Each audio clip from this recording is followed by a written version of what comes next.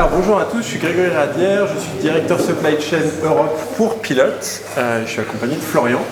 Oui, je suis chef de projet sur la partie déploiement du processus DDMRP chez Pilote.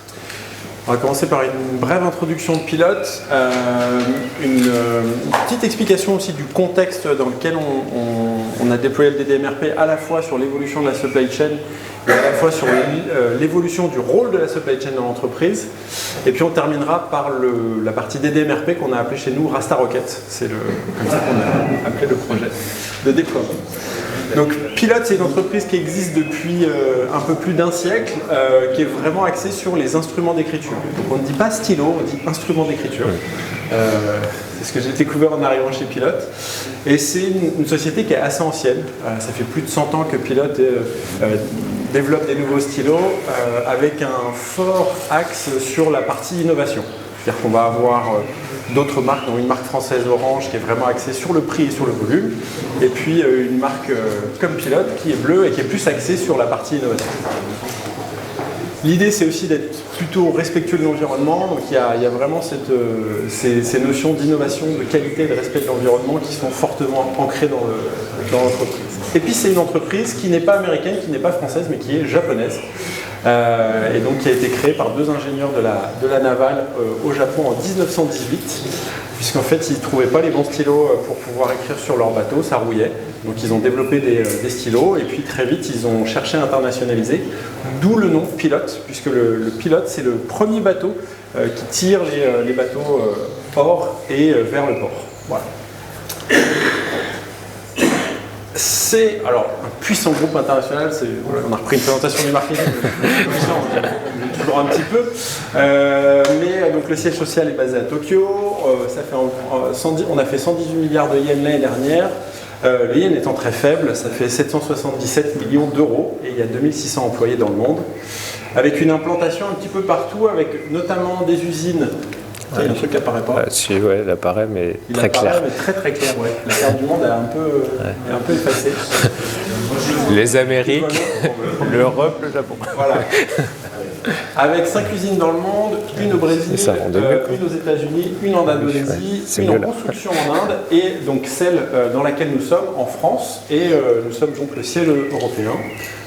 Et puis nous avons les 3 usines principales qui sont basées au Japon. Au niveau du siège européen, on a aujourd'hui 238 salariés, on est un site de fabrication, mais pas que. On a un site de 10 000 m² avec 4 grandes missions, une activité marketing et commerciale, donc c'est vraiment là où on va développer l'offre produit au niveau Europe. Des services support, tout ce qui va nous permettre de fonctionner, l'IT, l'office management, etc. Une activité industrielle, on produit sur place environ 15% des stylos qu'on distribue en Europe. Le reste vient du Japon, et ça c'est un point très important pour ce qui va suivre. Et une activité supply chain, à double destination, livrer les petits marchés européens et livrer la France et le Benelux.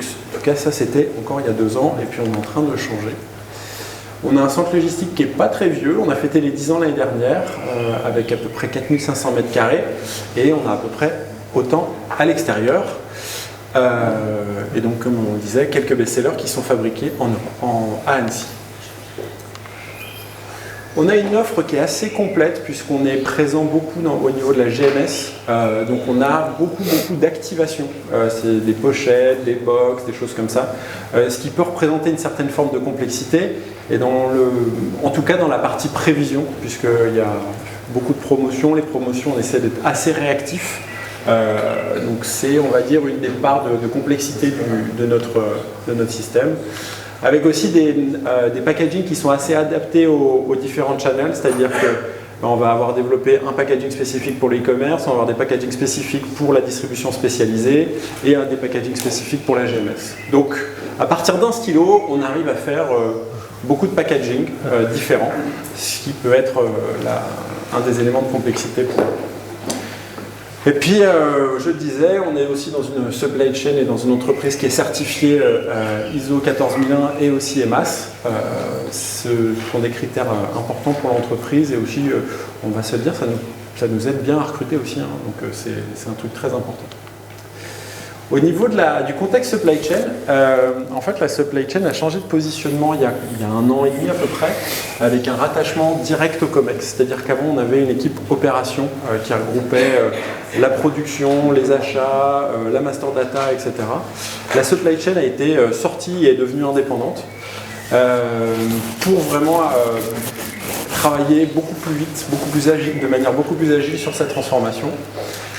Et notamment, ça s'est créé avec le rattachement du pôle achat et le rattachement du service client à la supply chain. C'est-à-dire qu'avant, on avait une supply chain qui ne parlait pas aux fournisseurs et qui ne parlait pas aux clients. Donc une supply chain quand même très tournée sur elle-même. Là, aujourd'hui, on a une supply chain que je peux considérer comme plutôt complète.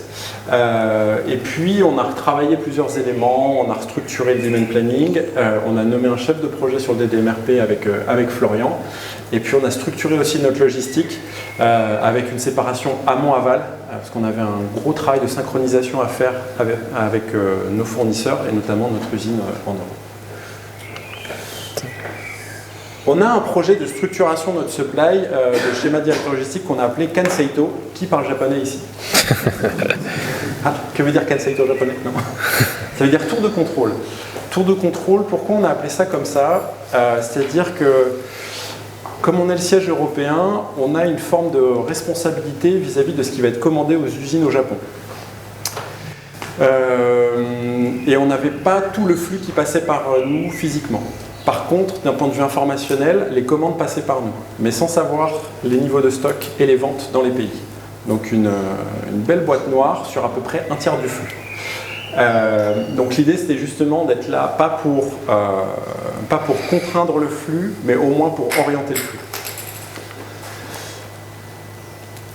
Sur ce slide avec beaucoup de mots, qu'est-ce qu'on veut dire? On veut dire on avait un centre de distribution à Allonzier-la-Caille, donc près d'Annecy, qui avait 2 missions, donc livrer les marchés France-Benelux, donc à la fois livrer le papetier du coin, les gros entrepôts Carrefour, et aussi nos distributeurs export, donc c'est-à-dire que quand on vend en Bosnie, on va vendre un distributeur unique en Bosnie. Donc on est sur des typologies de livraison, des typologies de commandes qui sont très différentes. On avait des flux qui étaient différents, c'est-à-dire qu'on a un tiers du flux qui arrivait directement du Japon vers les grosses filiales, et les 2 tiers restants passaient par notre entrepôt. On avait des niveaux de stock qui étaient très très élevés, c'est-à-dire qu'on avait entre 6 mois et 1 an dans les filiales sur des stylos, et on a des stylos qui sont avec des encres qui sont très sensibles, donc il ne faut pas les garder non plus des années et des années. Donc c'était pas forcément terrible pour une entreprise qui a accès qualité. On a une certaine saisonnalité, alors peut-être moins que Adopt, mais on a 40% de nos ventes qui sont faites durant 3 mois, les 3 mois de la rentrée des classes. Donc là, typiquement en ce moment, nos équipes logistiques sont en train de souffrir le martyre pour arriver à livrer nos clients. Et on a des lead times qui sont assez longs depuis le Japon. Pourquoi? Parce que le Japon fonctionne en make to order. Ils n'ont pas de stock pour nous, donc on cumule le lead time de production plus les aléas du bateau. Donc on se tape 5 à 6 mois pour commander un stylo. Donc notre rôle au final, et c'est ce que nous a amené ce schéma directeur logistique, c'est d'être le stock tampon pour l'Europe et de faire ce que le Japon ne fait pas, c'est-à-dire d'avoir un entrepôt international pour absorber la variabilité et faire de la compensation entre les différents pays. Les enjeux, comment on a essayé de regarder ce schéma directeur logistique? On a essayé de le regarder vraiment à tous les niveaux. C'est-à-dire que c'est un sujet qui était sur la table depuis facilement 10 ans au niveau du COMEX, sauf que la question était toujours prise par un petit bout de la lorgnette et jamais vraiment dans son ensemble. On a essayé de vraiment tout regarder, l'impact sur l'environnement, comment avoir le meilleur schéma directeur logistique d'un point de vue environnemental, quel était aussi le meilleur process de réappro pour les filiales, pour que ça soit simple, et ça c'est aujourd'hui la mission que nous a donnée notre PDG, c'est soyez simple. De pouvoir augmenter les ventes aussi. Le premier axe d'entrée sur ce sujet, c'était vraiment de la disponibilité produit. On veut se démarquer des autres marques parce qu'on veut être présent partout dans les rayons, on veut être vraiment la marque qui sert le mieux ses clients. Les questions de coût, mais les questions de coût étaient plutôt secondaires, puisqu'on est une entreprise qui est plus centrée sur la qualité et sur l'environnement que sur les coûts, alors bien sûr on fait gaffe, mais c'était vraiment un sujet plus secondaire. Et essayer d'optimiser le stock, mais pas pour des raisons financières, plus pour des questions de qualité, parce que comme je vous l'ai dit, sur nos stylos, on ne peut pas les garder non plus des années, parce qu'au bout d'un moment, l'encre se dégrade, donc il faut qu'on fasse un petit peu attention. Oups. Donc, les différents... Je vais peut-être le passer parce qu'on avait 5 minutes de retard. La première question qu'on s'est posée, c'est ok, est-ce qu'il faut mutualiser les flux qui viennent du Japon? Parce qu'au final, on peut se dire que logistiquement, c'est quand même vachement mieux que les produits arrivent directement de l'usine vers les grosses filiales. On n'a peut-être pas besoin de mutualiser. La deuxième question, c'est néanmoins, si on se rend compte que mutualiser c'est bien, quelle sera la surface nécessaire pour pouvoir gérer cette mutualisation? Et ça, et ensuite, si on n'a pas assez de place dans notre entrepôt, qu'est-ce qu'on va pouvoir garder dans l'entrepôt et qu'est-ce qu'on va pouvoir faire à l'extérieur? Le fait d'avoir posé ces questions dans cet ordre-là a déminé beaucoup de choses politiquement. Parce qu'en fait, on a un siège européen, mais qui est basé en France et qui sert aussi le marché français. Donc il y a un barycentre qui tend fortement vers le marché français, donc il y a un peu ce truc de toute façon, vous êtes là pour livrer la France avant tout le monde. Donc il fallait déminer ce côté politique en fait on ferait mieux d'ouvrir un entrepôt à Amsterdam, ça serait plus simple, on serait là où arrivent les bateaux et puis en plus il n'y aurait plus cette question de livrer la France en premier. Oui, d'accord, sauf que ça coûte un petit peu cher et que en fait c'est pas la question n'était pas tellement de où on met l'entrepôt, mais comment on va travailler avec les filiales et comment on va gérer les flux. Et une fois qu'on a posé les questions dans cet ordre-là, ça a été beaucoup plus simple. Donc la mutualisation, on a vu que c'était bénéfique parce qu'on allait pouvoir jouer sur de la compensation, on allait pouvoir apporter un meilleur niveau de service, baisser les stocks. C'était peut-être la partie la plus difficile au niveau de la conviction, c'était expliquer à notre PDG qui est plutôt un commercial à la base, qu'en baissant les stocks, on allait mieux servir. C'était vraiment contre-intuitif pour lui, donc on a dû vraiment beaucoup expliquer la démarche pour arriver à ça. Et donc le nouveau schéma, il est plutôt simple, c'est-à-dire qu'on va on va recevoir depuis le Japon chez un prestataire logistique, un 3PL, qui va avoir vraiment une mission concentrée sur l'amont, c'est-à-dire identifier les produits et d'arriver à nous les remettre en conformité pour l'Europe.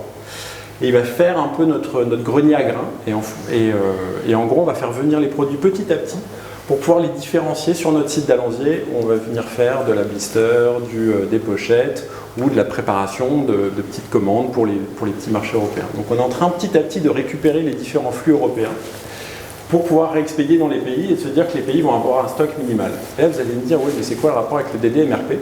C'est qu'en fait, on utilise le DDMRP un peu comme un cheval de Troie pour pouvoir remettre les données des pays en visibilité au niveau du centre. Comme je vous le disais, on a une responsabilité vis-à-vis du Japon sur ce qui est commandé au niveau Europe, sauf qu'on n'a pas la data. Donc si on n'a pas la data, comment on fait pour l'obtenir?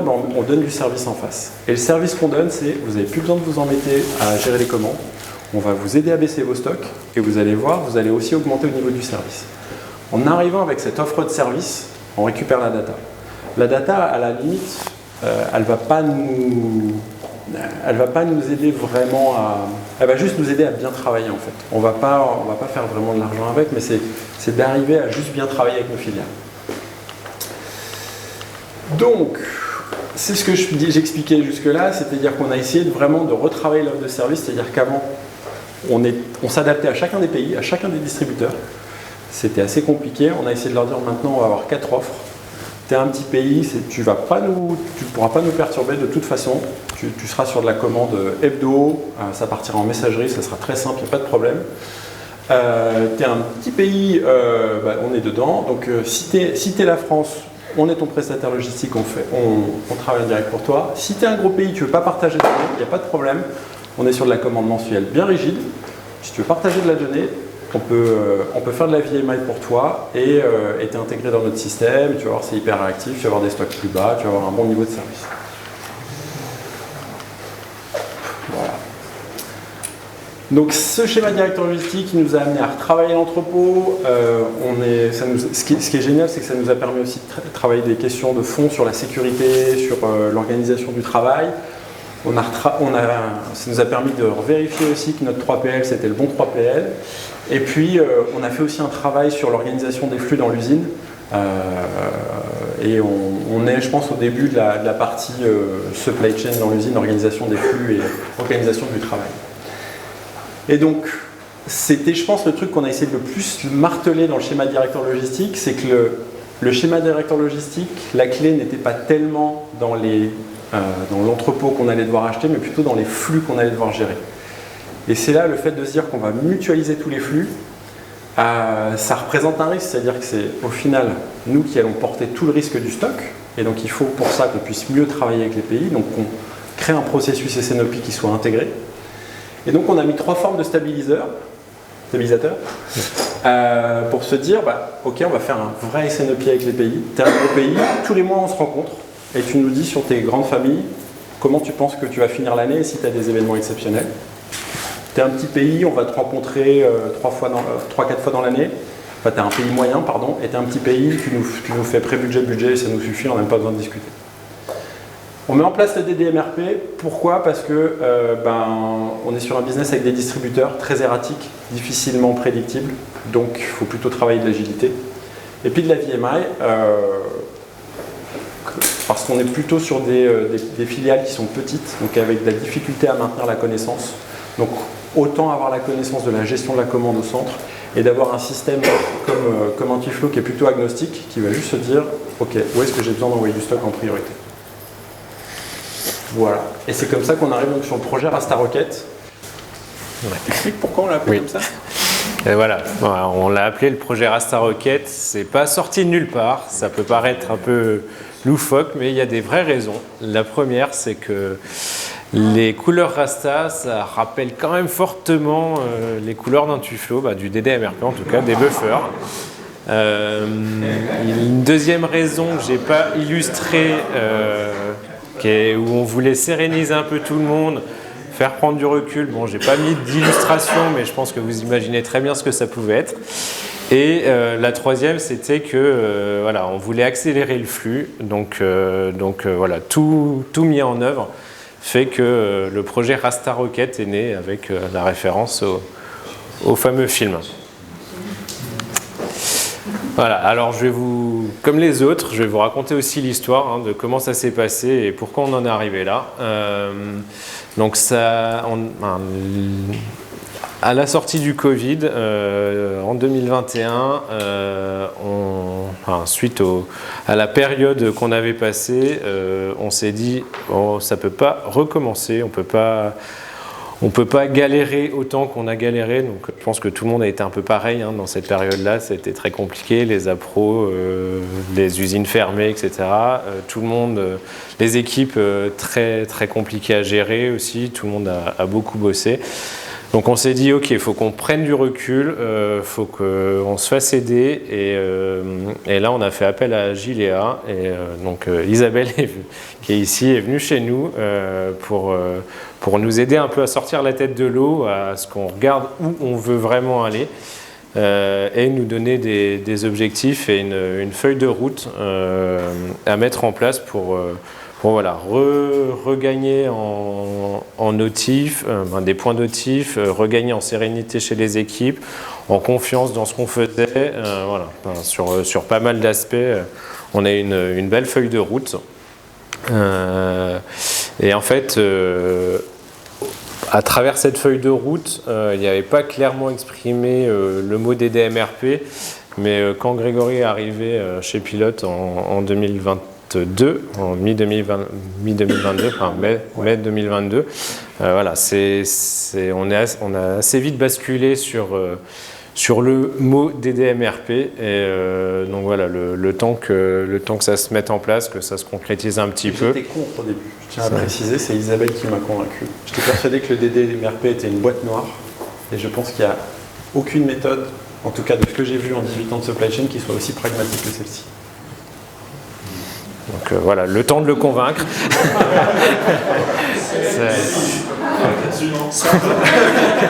C'est enregistré, c'est dans la boîte, ça va être sur les réseaux des sociaux.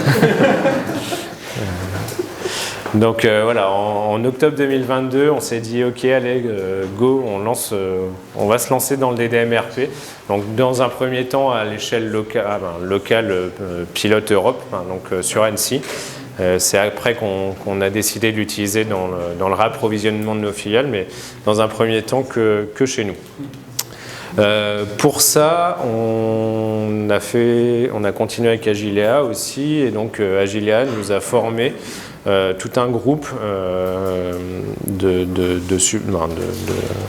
porteurs de projets, donc avec Grégory qui est directeur supply chain, on a eu le responsable de l'usine, on a eu le directeur des ventes, les demand planners, les appros, les responsables appro et planning, et donc on s'est tous formés à la méthodologie des DMRP pour essayer de porter le projet plus loin et voilà, faire comprendre à toute l'entreprise à ce que ça allait nous apporter et sur quoi on allait aller. Et donc, suite à ces formations, on s'est lancé assez vite dans le choix d'un éditeur. Donc, on avait plusieurs possibilités avec une grille et des objectifs clairs. On a retenu un Tuflo, ça devait être mars ou avril, j'avais plus la date, mais mars ou avril 2023. Et donc à partir de là, c'était parti. Donc on a commencé à se voir. C'est Thomas qui nous a aidés, mais on a commencé par brancher les interfaces. Donc sur tout l'été 2023, on a commencé à construire les interfaces de manière à ce que ça soit à peu près propre en septembre 2023. Et c'est à ce moment-là où on a formé les équipes, donc les planificateurs et les appros qui allaient s'en servir, tout le groupe Supply Planning et appro. On s'est formé et c'est à partir de là où on a vraiment commencé à utiliser un Tuflo. Juste un petit peu après, c'était en janvier 2024. Je ne sais pas si tu viens, mais on a fait le pari de faire un déploiement très long. Ouais. De faire en sorte que ça soit les équipes qui viennent à l'outil et pas le contraire. Les équipes qui viennent à la méthodologie. Et on n'a pas poussé la méthodologie, on essaie d'y aller vraiment aussi parce que c'est dans la politique d'entreprise, d'être dans une politique des petits pas et de faire en sorte de donner envie et que ça soit qu'on utilise toujours potentiellement quelqu'un qui vienne avec un problème en disant « Ah, ça tombe bien, parce que si tu mettais en place telle routine dans la méthodologie, ça t'aiderait. » Et c'était... on avait déjà pris la décision avant la présentation de Christelle l'année dernière. Donc voilà, c'est à partir de octobre 2023, on s'est vraiment lancé dedans. Après, la manière dont on a construit le projet, c'est ça que j'aimerais vous partager, parce que ça a pris pas mal de temps et de réflexion. Et on s'est appuyé sur des points clés qu'on a essayé de lister ici. Donc c'est vrai, on a vraiment pris le temps d'organiser le projet.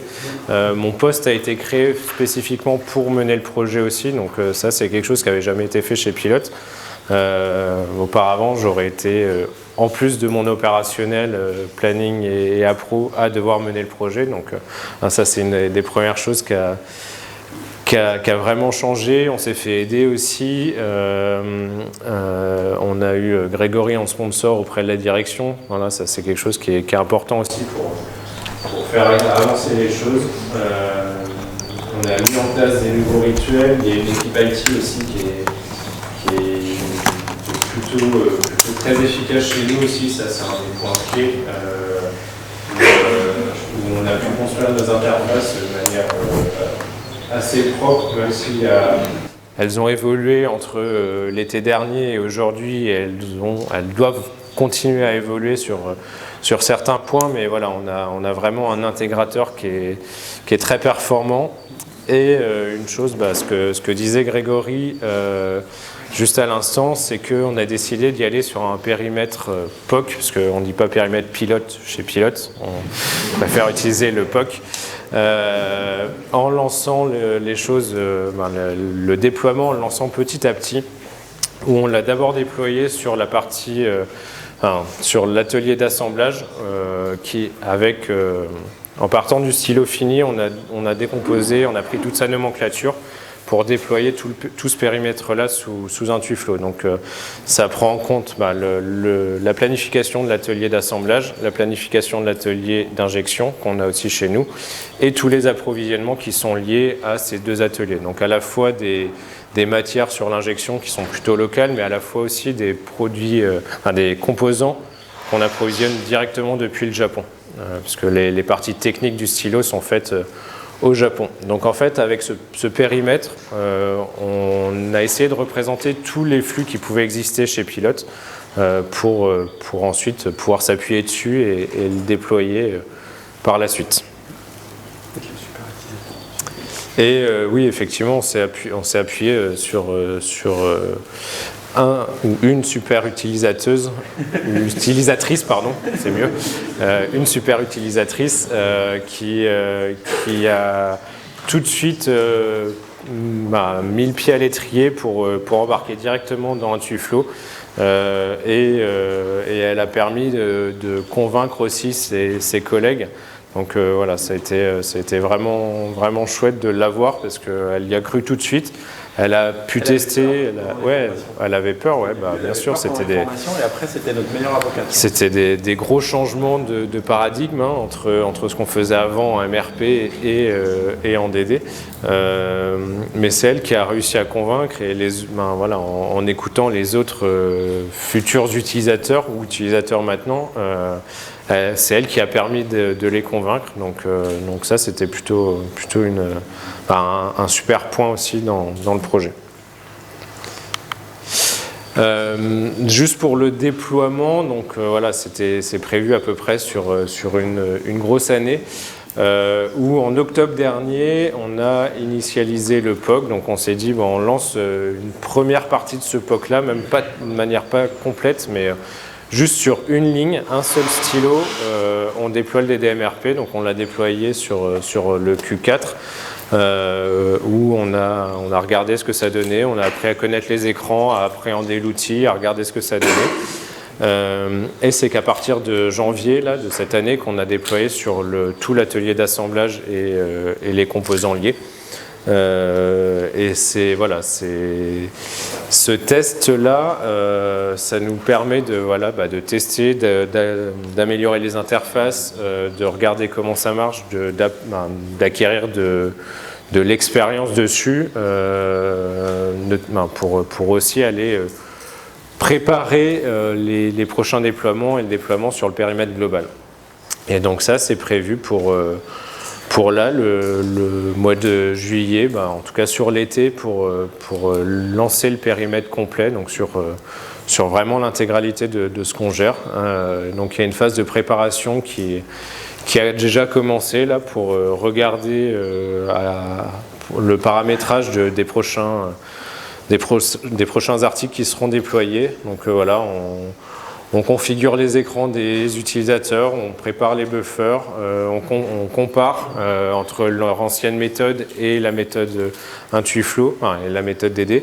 On essaye de comprendre les écarts et d'adapter le système à ce qu'on voudra faire, parce que la réalité se trouve souvent entre les deux, avec des paramètres qu'on a imaginés dans Intuflo, ce qu'ils faisaient avant, leur ancienne méthode, et donc réconcilier le tout pour être sûr de ce qu'on fait.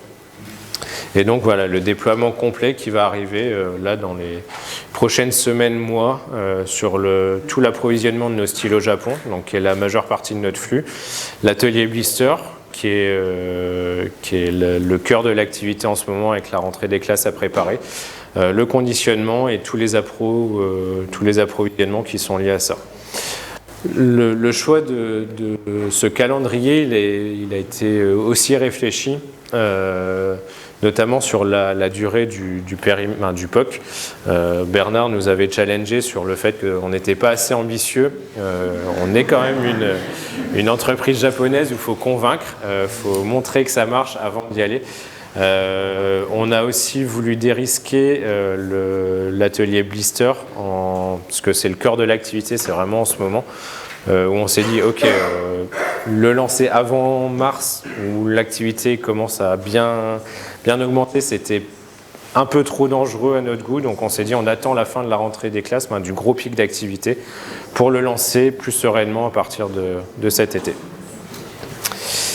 Et en parallèle de ça, donc dans le cadre du projet Kansaito, on a déployé aussi le DDMRP vers nos 2 filiales Suède et Allemagne, où dans un premier temps on l'a fait sur Excel. Donc il y a un cabinet de consulting qui nous a construit un petit Intuflo sur Excel pour démarrer, tester et adapter.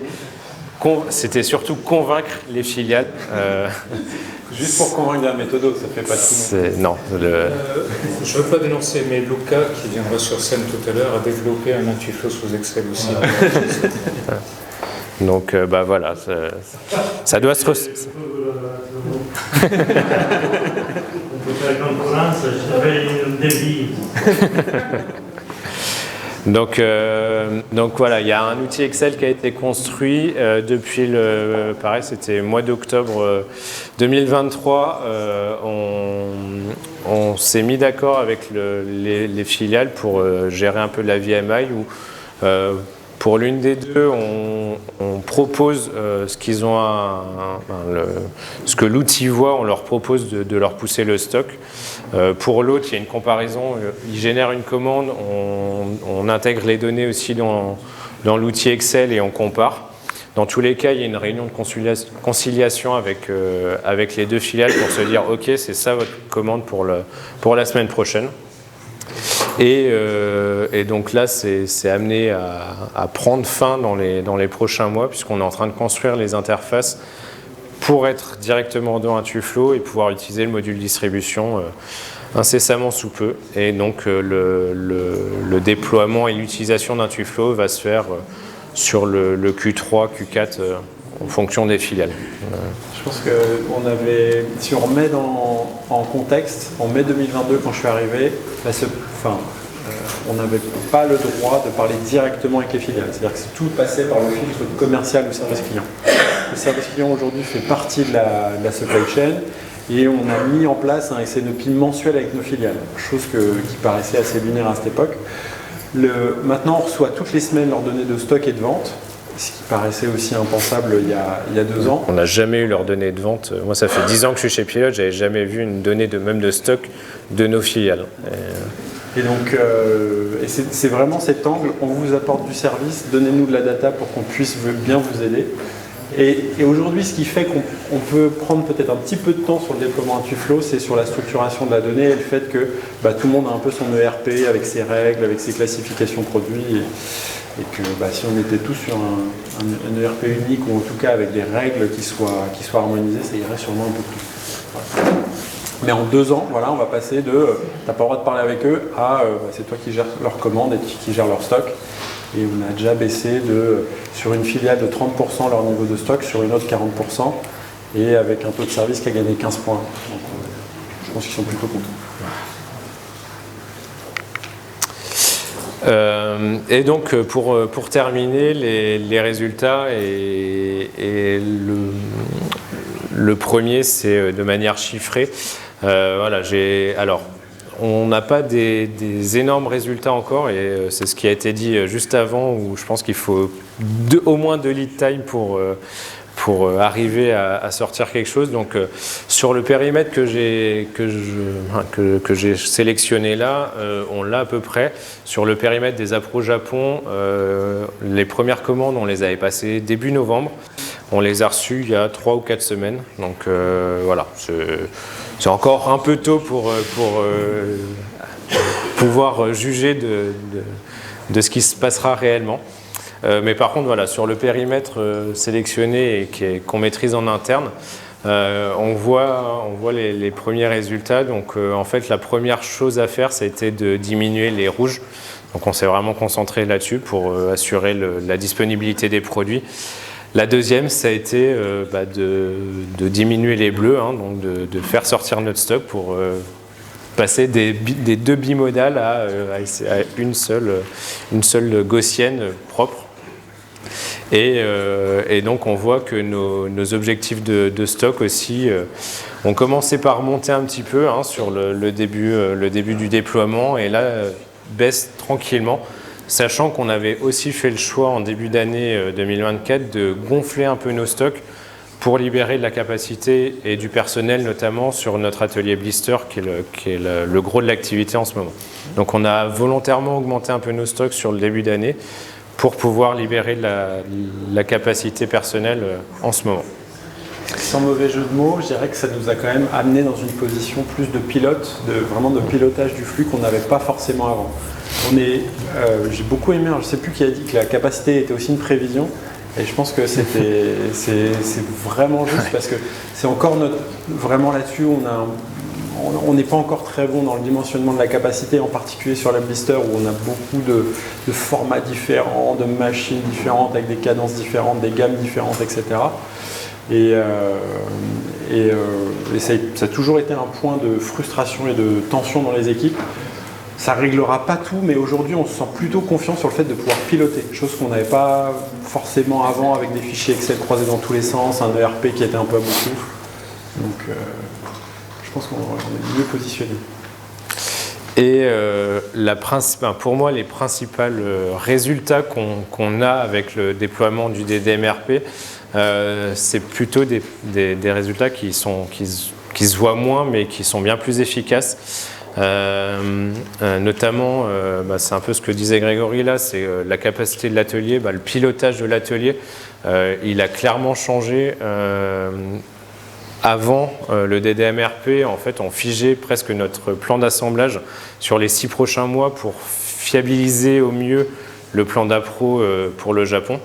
Et donc, on avait une période ferme de quasi 6 mois. Aujourd'hui, on est à quelques semaines, voire 2-3 semaines max. Et on a réussi à ne pas produire là sur les derniers mois parce qu'on était déjà haut en stock, on n'a pas eu des ventes exceptionnelles sur les derniers mois. Donc en fait, on a écouté le DDMRP et ça nous a permis de mieux gérer notre capacité globale et avec un vrai pilotage voulu de ce qu'on voulait faire. La deuxième chose, c'est que ça nous a permis de cleaner un peu nos data. Donc forcément, ce matin, il y avait eu aussi la célèbre phrase « shit in, shit out ». Forcément, on a dû cleaner un peu ce qu'on envoyait dans Intuflow pour que ça ressorte des résultats. Et c'est pas fini, puisque là, il y a même un projet de gestion de la master data qui s'est lancé, donc pour une cohérence un peu plus globale. Un des gros apports aussi de la méthodo et de l'outil, c'est la sérénité des équipes, la clarté des alertes. Enfin, il y a eu quelques écrans qui ont été montrés tout au long de la journée, là, où on voit clairement les priorités, on sait ce qu'on a à faire, les planificateurs, les appros arrivent le matin, ils ont clairement leur feuille de route pour la journée et les principaux points d'alerte, et de manière ultra simple. C'est vraiment limpide dès l'ouverture. Ce que le DDMRP nous a apporté aussi, c'est de pouvoir sortir des indicateurs et de pouvoir les faire remonter. Avant, on n'avait pas forcément beaucoup d'indicateurs précis et de data à faire remonter. Là, avec Power BI qui est intégré, on a toute une batterie de choses qu'on peut montrer. Ça va juste. Il y en a une dont on s'est pas mal servi, c'est la cohérence entre la forecast et la consommation moyenne jour, où on pouvait voir une forecast ici, une consommation ici, et donc en fait juste de faire remonter ça fait prendre conscience à tout le monde de ce qui se passe. On pouvait avoir aussi des pics de consommation où on ne sait pas pourquoi un distributeur se disait tiens, j'ai besoin de rose abricot ce mois-ci, je vais en commander l'équivalent de 4 ou 5 mois de consommation. Donc, puis avant ça passait, on cassait tout, on se pliait en 4 pour servir cette commande et dire ok, oui, on va tout faire pour te servir le rose abricot, le orange abricot. Maintenant, on va prendre un peu plus de recul sur cette commande et essayer de comprendre ce qui se passe derrière, le faire remonter aussi aux équipes sales pour qu'ils aillent investiguer ce qui se passe. Et la dernière brique qui n'est pas encore placée mais qui devrait bientôt arriver, c'est le pilotage des ateliers avec le module Ordo là, qu'on va commencer à déployer. Où on va commencer à travailler dessus avec DDTech. Et notre RH qui a besoin d'avoir de la visibilité sur, vu qu'on a un business qui est saisonnier, on fait appel aussi à des temporaires, à des contrats à court. Et ça, je pense que c'est notre meilleur allié sur ce déploiement. Donc, je pense que voilà, on a fait le tour.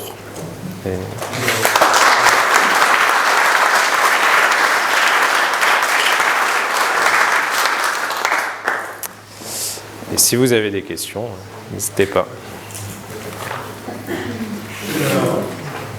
C'était jusqu'à 17h15, il est 17h18. Juste par rapport au IMI, vous avez communiqué comment avec le final? Aujourd'hui, vous communiquez en Excel, c'est de l'Excel, mais demain Alors, on a acheté le module la semaine passée. Activé à partir d'aujourd'hui. Donc, ils auront la visibilité de ce que j'ai compris, Bernard. T'as le droit de me dire. Est-ce qu'on a pensé à l'activer à propos?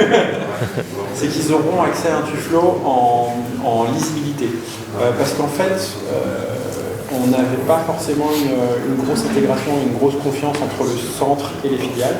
Donc on voulait leur donner l'outil. Ils ne vont pas payer, c'est vraiment c'est nous qui prenons tout à charge.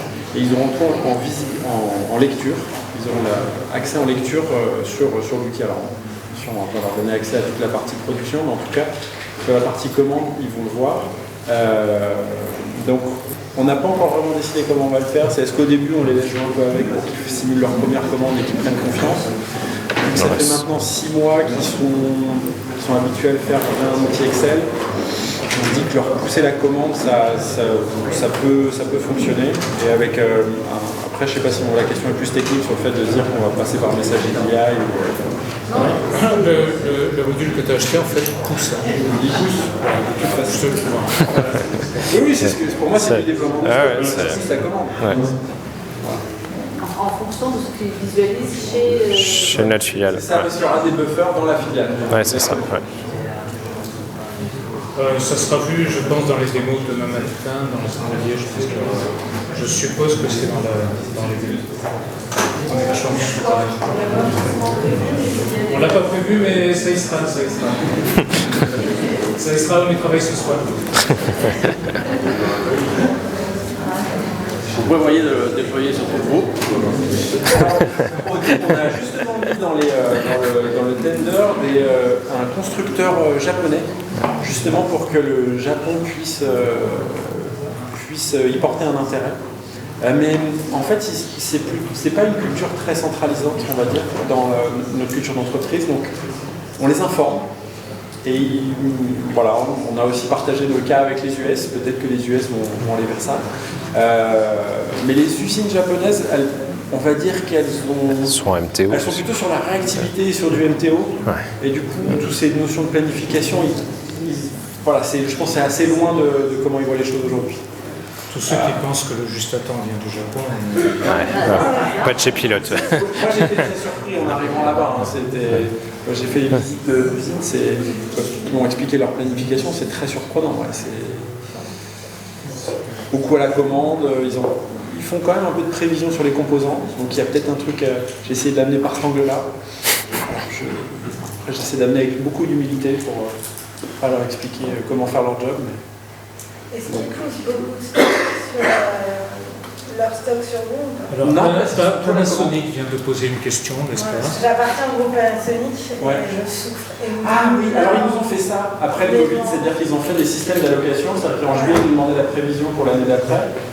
Et en gros, après, ils coupaient par 12 et tous les mois, ils nous poussaient le truc. Parce que moi, le Japon, je suis arrivée, j'ai eu la première slide stock as evil. Donc, ça, c'est la première chose. Le Covid, ça les a secoués un peu quand même. Moi j'ai des composants électroniques, donc j'ai 17 mois de lead time et du coup ils nous poussent le stock. Alors en fait, on faisait ça au début et quand on leur a dit voilà maintenant la facture de tout ce qu'on va détruire parce que c'est des trucs qui sont trop vieux et qui répondent plus aux standards de qualité, ils ont fait on va peut-être revoir les règles et augmenter la capa plutôt que d'essayer de forcer en poussant du stock et de figer des trucs. Ouais, je suis preneuse parce que ils poussent tout. Ils ont fait ça au début, juste après le Covid, et puis ils sont revenus. Et nous là, on doit, mon directeur du supply chain veut qu'on fasse un pilote, qu'on démontre, et qu'il faut que ça cascade chez eux aussi, et que leur 17 mois de time et tout ça, ça pourrait être réparti.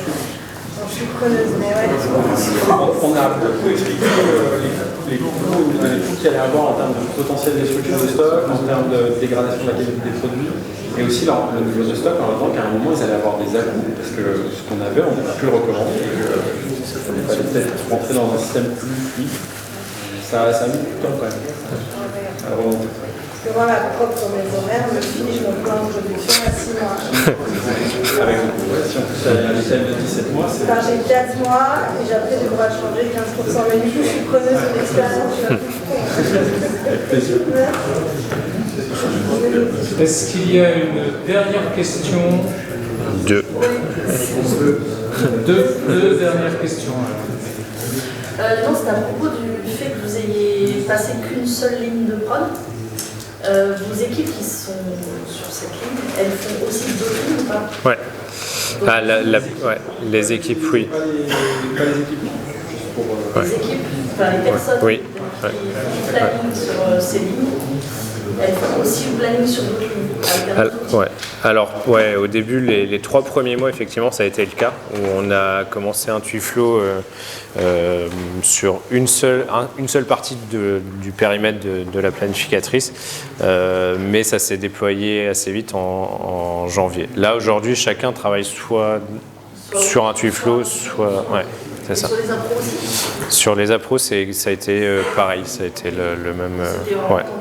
Ouais, c'est ça. Ouais. Et est-ce qu'il faut faire ça ou est-ce qu'il ne vaut pas faire ça? Chez nous, ça a marché. Après, voilà, faut que ça reste. Ouais, c'est ça. Faut que le premier démarrage en octobre dernier, c'était vraiment pour donner confiance, se dire, ok, ce que me propose le système Intuflow, c'est bon, j'ai confiance et j'aurais fait à peu près la même chose.